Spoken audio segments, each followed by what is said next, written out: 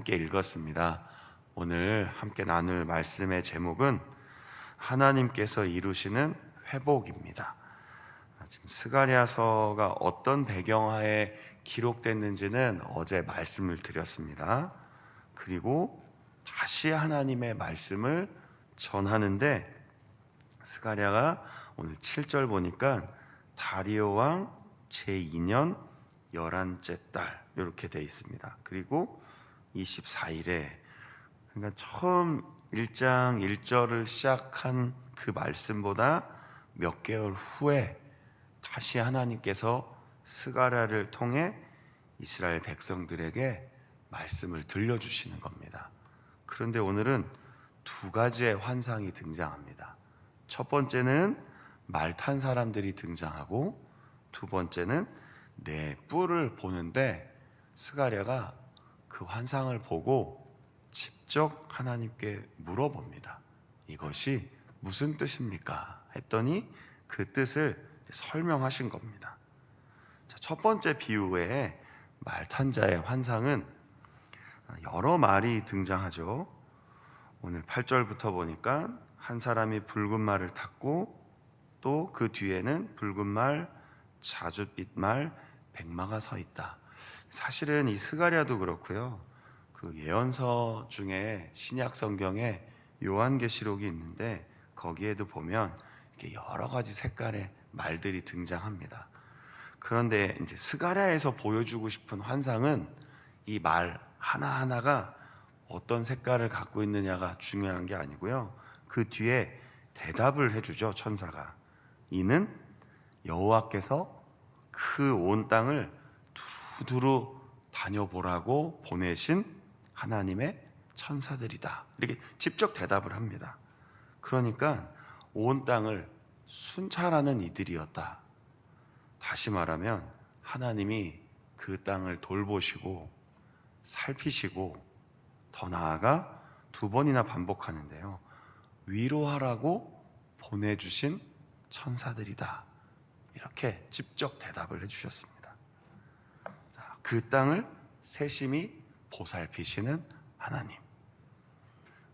그런데 천사들이 갔다 와서 11절에 하나님께 보고를 합니다. 그 땅이 평안하고 조용하더이다. 정말 그럴까요? 제가 어저께 배경을 설명해 드렸잖아요. 포로 귀환 후 성전을 재건하려고 했다가 사람들의 방해로 멈췄다가 다시 그 작업이 시작된 그때, 사실은 실제 에스라, 느헤미야 성경을 읽어보면 평안하다, 조용하다와는 전혀 반대되는 시대적인 상황을 안고 있었습니다. 오히려 힘겹게 어렵게 삶을 이어나가는 이스라엘 백성들을 천사들이 보고 와서 뭐라고 얘기한 겁니까? 평안하고 조용하더이다.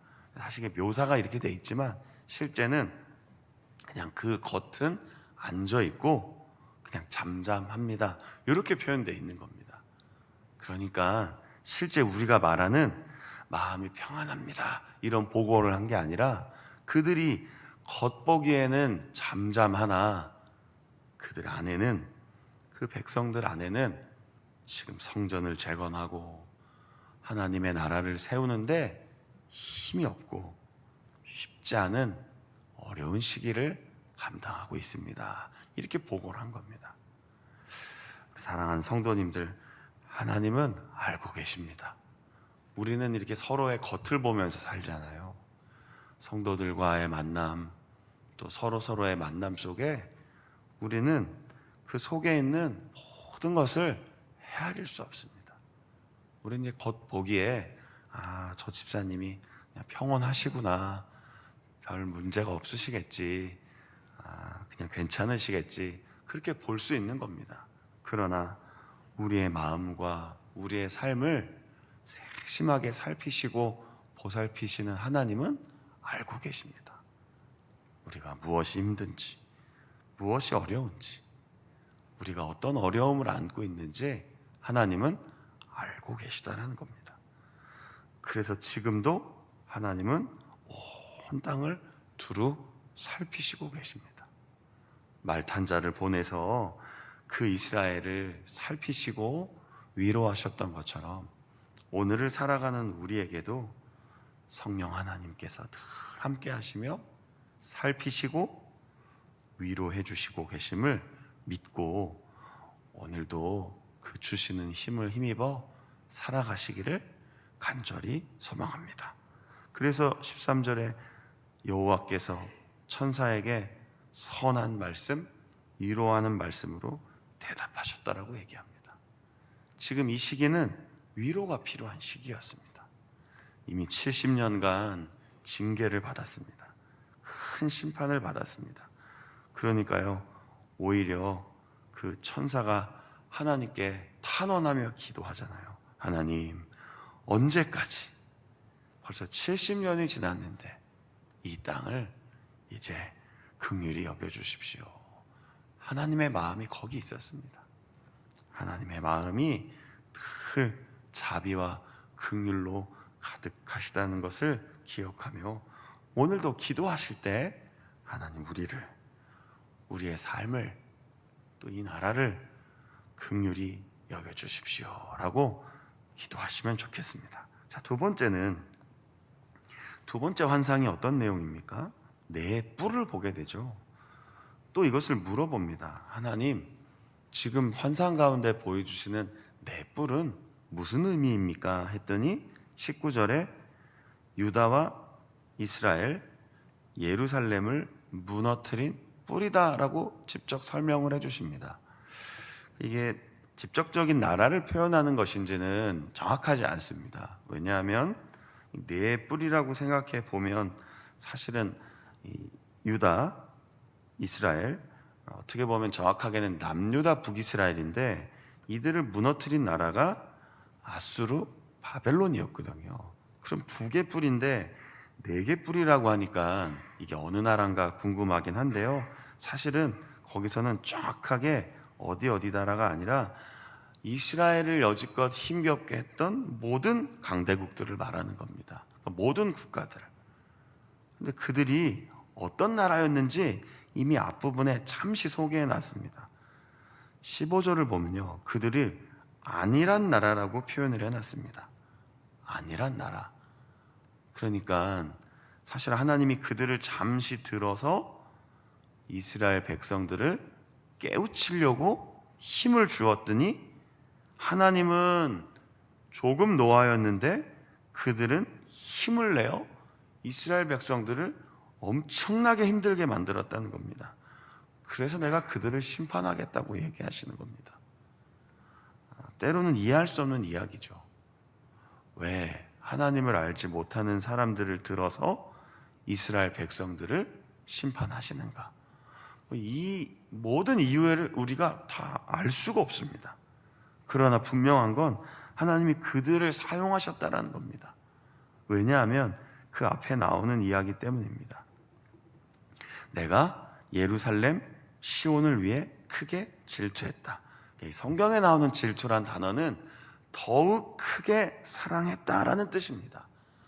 그러니까 이스라엘이 오직 하나님만 사랑하고 예루살렘이 오직 하나님만 예배하기를 원했는데 늘 그들의 마음이 다른 곳을 향하니 질투하여 더욱 사랑하는 마음으로 잠시 징계를 주려고 아수르나 바벨론 같은 나라에게 힘을 실어 주었더니 그들이 착각하고 내가 제일 힘이 있구나 라고 생각하며 하나님의 뜻을 온전히 이루지 못했다는 겁니다. 그래서 20절 이후에 보니까 대장장이를 불러서 그들을 흩어버리시겠다고 하는 겁니다. 다시 말하면 지금 남유다가 회복되는 가운데 약 한 520년에서 518년 요때이거든요. 그때 강대국은 페르시아 대제국입니다. 메데 바사가 나중에 통합되면서 페르시아 제국을 세웠는데 얼마나 힘이 있는지는 성경을 나중에 읽어보셔도 다 알게 됩니다. 역사적으로 페르시아 제국이 어디까지 통치했는지도 나중에 한번 살펴보십시오. 이 지금 막 성전 하나 재건하고 있는 이 초라한 남유다 이스라엘 백성들에 비해 이들에게 그래 가서 고국으로 돌아가서 너희들 다시 그 성전 재건하라 했던 이 황제들은요, 이 제국의 왕들은 눈에 보기엔 어마어마한 제국들이었습니다. 어마어마한 나라들이었습니다. 상상하기 어려울 정도로 초강대국이었습니다. 그런데 스가랴를 통해 하나님이 이스라엘 백성들에게 뭐라고 얘기하십니까? 눈에 보이는 그 제국들 앞에 무너지지 마라. 그들을 내가 붙잡고 있다. 그들을 흩을 수도 있고 세울 수도 있으니 오직 여호와 하나님을 바라보고 예배를 세우고 성전을 다시 재건하라. 이것이 하나님께서 이스라엘 백성들에게 주셨던 말씀이라는 것이죠. 자, 이제 오늘 읽은 본문을 요약하면서 마무리하겠습니다. 모든 주권은 하나님께 있다. 이게 스가랴를 통해 들려주신 얘기였습니다. 무너진 이스라엘, 다시 세워야 될 예루살렘, 다시 세워야 할 성전. 그런데 지금 그들에겐 힘이 없습니다. 경제적으로도 힘이 없고 군사적인 건 다 무너졌고요. 지금 성전 하나 세우기도 버거운 상황에서 두 가지 얘기를 해주신 겁니다. 내가 알고 있다. 세심하게 살펴주고 있다. 내가 위로하고 있으니 다시 힘을 내어 성전을 세우라. 그런데요, 이 성전을 세우라는 게 나중에 에스라, 느헤미야, 학개, 스가랴를 같이 비교해 보면요, 말씀 중심의 삶을 세우라 였습니다. 눈에 보이는 건물을 세우라는 게 아니었고요, 말씀의 중심으로 예배를 세우라. 이것이 나중에 학개 선지자가 동시에 스가랴와 활동하면서 얘기합니다. 그러니 그들을 위로하시는 하나님의 말씀으로 살아가라. 이것이 들려왔던 말씀인 것이죠. 두 번째 말씀은 방금 전에 내 뿔을 얘기했던 것처럼 모든 힘과 주권은 하나님께 있다. 그러니 주변 강대국 사이에서 힘겨워하지 말고 오직 누구를 바라보라는 겁니까? 오직 여호와 하나님만 바라보라라는 것이죠. 오늘 하루를 살아가면서 어쩌면 너무나도 우리의 상황과 비슷한 이야기를 듣게 되는 것 같습니다. 너무나도 비슷한 우리의 상황. 2025년을 살아가는 우리 대한민국도 지금 남유다와 크게 다르지 않아 보입니다. 여러 상황들, 여러 국가 사이에 있는 우리의 상황들, 우리도 우리를 살피시고 힘주시는 하나님을 바라보아야 할 시대를 살아가고 있는 것 같습니다. 우리 사랑하는 성도님들, 그래서 오늘 이 아침도 우리는 나라를 위해 기도합니다. 이 나라를 하나님이 붙들어 주시고 살피시고 계심을 기억하며 힘있게 기도해 주십시오. 하나님께서 함께 해 주시기를 특별한 관심으로 열렬한 사랑으로 여전히 대한민국과 우리 교회와 기도하는 사람들을 붙잡아 주시고 그 역사를 이루실 주님을 바라보며 분명히 17절에 얘기했습니다. 내가 다시 이 성읍들이 넘치도록 풍성하게 부어줄 것이다. 시온을 위로하고 다시 예루살렘을 선택하여 내가 일할 것이다. 이것이 하나님의 결정이었습니다. 이 나라를 사용하시고 우리 교회를 사용하시고 우리 군교회를 통해 선교의 역사를 이루시는 분은 하나님이십니다. 풍성하게 해주신 분도 하나님이십니다. 오늘 이 새벽에 하나님이 이루시는 회복을 구하며 기도합니다. 믿음으로 오늘 한날의 삶을 사시며 오늘도 하나님의 뜻을 이루어내시는 우리 모든 성도님들 되기를 주님의 이름으로 축원합니다. 아멘. 기도하겠습니다. 하나님, 오랜 역사 속에 하나님의 말씀을 붙잡지 못하고 다른 곳에 눈길을 두다가 무너졌던 예루살렘, 유다와 이스라엘이 회복되어지는 과정이 담긴 스가랴 말씀을 읽고 있습니다. 하나님께서 보여주신 환상을 통해 살피시는 그 은혜, 붙드시는 그 위로, 그리고 모든 힘과 주권이 오직 하나님 손에 있음을 선포해 주셨던 말씀을 오늘 마음에 새기며 오늘 우리의 삶의 주인 되시는 여호와 하나님을 바라보며 기도합니다. 회복을 약속해 주셨고 위로하여 주시며 지금도 우리를 붙들고 계시는 하나님의 은혜 안에서 오늘을 힘있게 살게 하옵소서. 오늘도 우리의 삶에 세심하게 관심 가지고 계시며 매 순간 매 순간 우리를 위로하시는 성령 하나님의 은혜로, 그 예수 그리스도의 은혜로 오늘도 주어진 일을 잘 감당하며 예배를 세워가고 말씀을 붙잡고 기도하며 군선교의 사명을 잘 감당해낼 수 있도록 우리 교회와 우리 모두에게 은혜와 긍휼과 사랑을 풍성히 채워 주옵소서.